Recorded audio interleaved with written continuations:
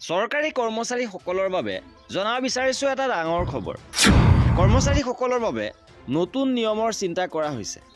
নিৰ্দেশনা আহি পৰিছে, য'ত কৰ্মচাৰীসকলে 6 ধৰণেৰে উপকৃত হ'ব পাৰিব। কৰ্মচাৰীসকলৰ চেলাৰী একাউণ্টত লাভ কৰিব এই বিশেষ 6 ধৰণৰ সুবিধা। কি আছে বিতং খবৰৰ বাবে ভিডিঅ'টো প্ৰথমৰ পৰা শেষলৈকে চাই থাকিব।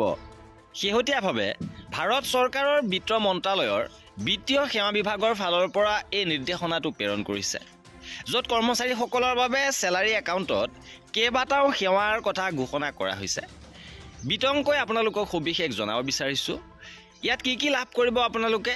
বিনামূলীয়া কোটি টকাৰ বীমা, কম সুতৰ ঋণকে ধৰি বিভিন্ন সুবিধা ইয়াত সন্নিৱিষ্ট কৰা হৈছে। চেলাৰী একাউণ্ট পেকেজৰ নতুন উপহাৰৰ কথা ঘোষণা কৰা হৈছে।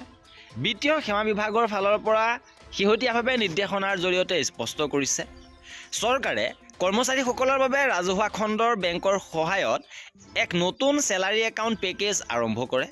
এই নতুন তথা বিশেষ কম্প'জিট চেলাৰী একাউণ্টৰ জৰিয়তে কৰ্মচাৰীসকলে একেটা স্থানতে দৰমহাৰ পৰা বেংকিং সেৱা, বীমা আৰু কাৰ্ডৰ সৈতে জড়িত আন সা সুবিধাসমূহ লাভ কৰিব।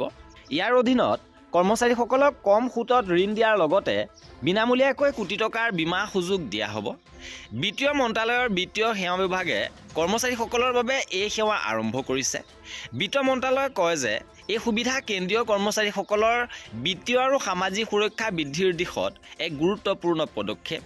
এই পদক্ষেপ গ্ৰহণ কৰাৰ কাৰণ হ'ল চৰকাৰী কৰ্মচাৰীসকলক ধন, বেংকিং আৰু সুৰক্ষা এই তিনিওটা চিন্তাৰ পৰা মুক্ত কৰা। কম্প'জিট চেলাৰী একাউণ্টৰ জৰিয়তে বেংকৰ সুবিধা, বীমা আৰু ডেবিট কাৰ্ডৰ সুবিধা লাভ কৰিব আৰু ইয়াৰ বাবে সুকীয়া স্থানলৈ যোৱাৰ প্ৰয়োজন নহ'ব। কেন্দ্ৰীয় চৰকাৰৰ অধীনৰ গ্ৰুপ এ, বি আৰু চিৰ সকলো কৰ্মচাৰীয়ে এই সুবিধা লাভ কৰিব। চৰকাৰৰ এই পদক্ষেপ বিকশিত ভাৰত 2047 ভিজন আৰু 2047ৰ ভিতৰত সকলোৰে বাবে বীমাৰ ৰাষ্ট্ৰীয় প্ৰতিশ্ৰুতিৰ অনুৰূপ। ইয়াৰ জৰিয়তে লাভ কৰিবলগীয়া বেংকিং সুবিধাসমূহ হ'ল আধুনিক সুবিধাৰ সৈতে জিৰ' বেলেঞ্চ চেলাৰী একাউণ্ট, কোনো ধৰণৰ মাচুল নভৰাকৈ RTGS, NEFT আৰু UPIৰ দৰে সুবিধা, কোনো ধৰণৰ অতিৰিক্ত শুল্ক নিদিয়াকৈ চেকবুক লকাৰ লোৱাৰ বাবে কোনো ধৰণৰ মাচুল বা ভাড়া দিব নালাগিব। পৰিয়ালৰ সদস্যসকলৰ বাবে ফেমিলি বেংকিং সুবিধা, কম সুতত ঋণ লাভ কৰিব। ইয়াৰ উপৰি গৃহ ঋণ, শিক্ষা ঋণ, বাহন ঋণ, ব্যক্তিগত ঋণ কম সুতত লাভ কৰিব।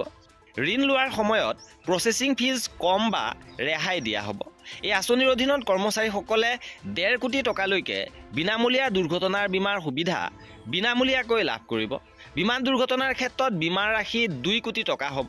ইয়াৰ উপৰি 20 লাখ টকালৈকে টাৰ্ম ইঞ্চুৰেঞ্চ আৰু স্বাস্থ্য বীমাৰ সুবিধাও লাভ কৰিব। ইয়াৰ লগতে লাভ কৰিব ডিজিটেল কাৰ্ডৰ সুবিধা। ডেবিট আৰু ক্ৰেডিট কাৰ্ডৰ জৰিয়তে কৰ্মচাৰীসকল লাভৱান হ'ব।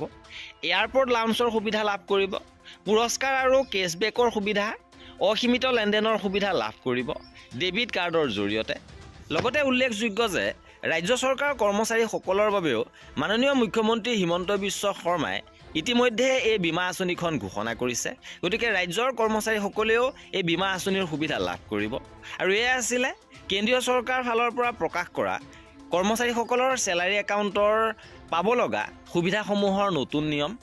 কৰ্মচাৰীসকলৰ এনেধৰণৰ খা খবৰৰ বাবে আমাৰ চেনেলটো ছাবস্ক্ৰাইব কৰি ৰাখিব।